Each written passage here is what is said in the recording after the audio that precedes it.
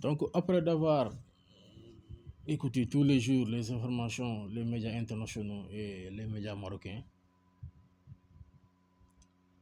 les démarches internationales, je veux dire israéliennes, États-Unis, et marocaines et les lobbies, ça commence à franchement payer le prix. Et malheureusement, Mali a cédé.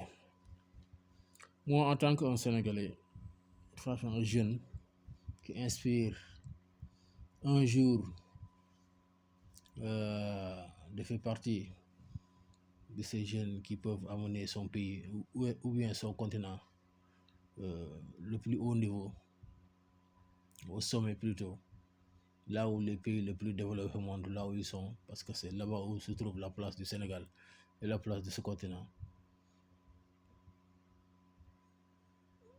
L'analyse que j'ai faite sur cette approche israélienne, américaine et marocaine envers le Sahara,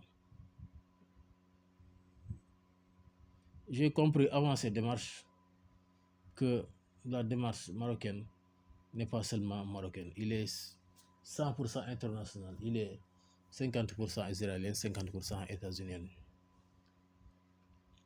Donc cette Sahara que les Marocains veulent l'international le reconnaître pour qu'il puisse être d'une façon définitive marocanisation du Sahara occidental, c'est l'intérêt des pays qui veulent emprunter ou bien mis leurs empreintes dans notre espace sahélien, dans notre espace Sud-Sahel, dans notre espace Afrique de l'Ouest. Première, les États-Unis d'Amérique et deuxième, les Israéliens, surtout les Israéliens. Je ne parle même plus les Marocains.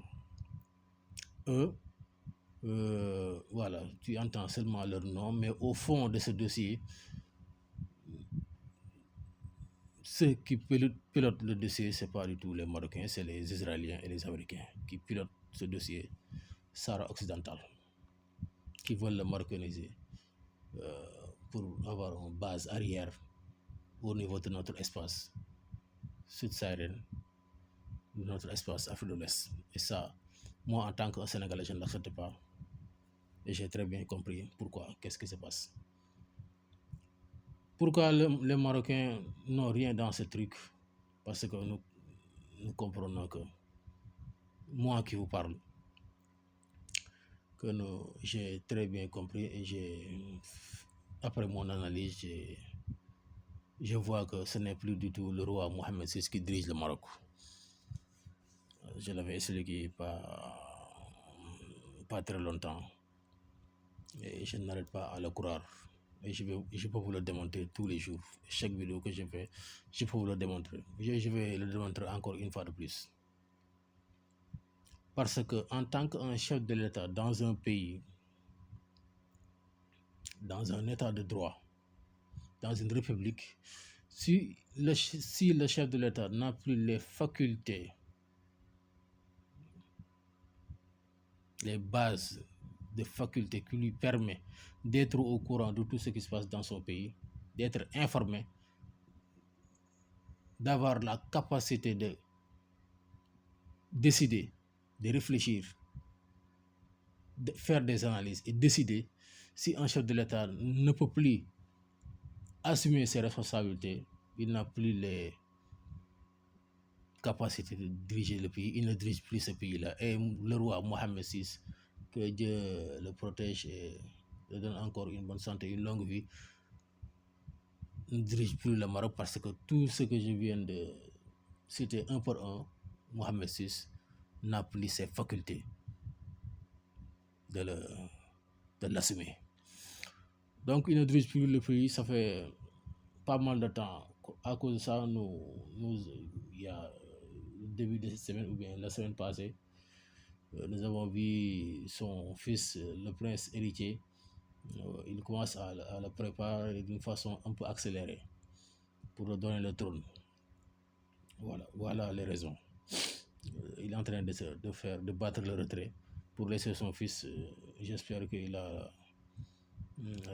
les épaules minimum à 50% pour essayer de mettre le pays sur le bon rail, et ça sera très difficile parce que le Maroc en ce moment-là est dirigé par un groupe de gangs, il n'est plus dirigé par un État marocain, par le roi Mohamed VI. Le Maroc actuellement est dirigé par un groupe de gangs entre l'Israël, les États-Unis, le président de la Fédération de football marocaine, le premier ministre et leur entourage, et le frère du roi. Ils ont formé un groupe de gangs et c'est eux qui dirigent le pays. Donc, la marocanisation du Sahara occidental, c'est l'intérêt d'Israël, les États-Unis d'Amérique et leurs partenaires, un peu par les Marocains, mais il n'y a pas du tout l'intérêt de cette sous-région qui est l'Afrique de l'Ouest et de notre espace saharo-saharien, parce que c'est dangereux.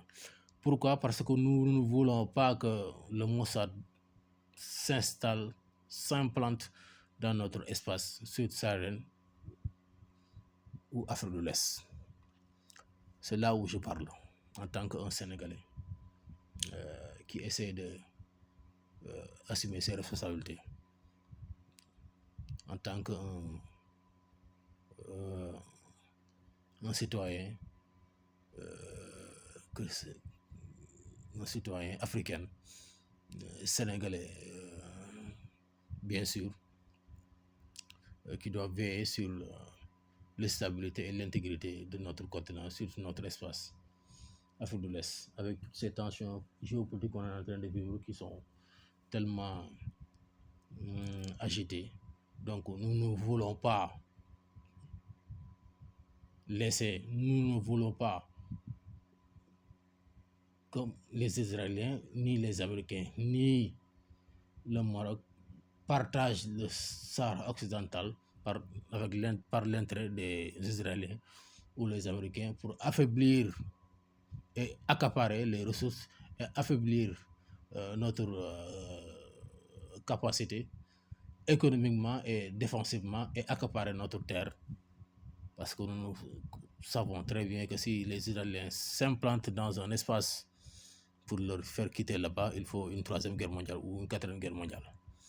Donc, c'est là que à cause de ça, je parle. Et à cause de ça, je m'adresse à mes concitoyens, à mes frères africains. Ils n'ont qu'à se lever, s'organiser et combattre cela et dénoncer cela et protéger notre Sahara occidental avec l'Algérie, avec l'Afrique du Sud, avec le Sénégal et les autres pays qui sont conscients que le Sahara et notre espace sud-saharien et notre espace Afrique de l'Ouest est en danger parce que il y a un fort intérêt de l'État israélien et des Américains pour s'implanter dans notre espace, accaparer nos ressources pour leurs intérêts et non l'intérêt des Africains.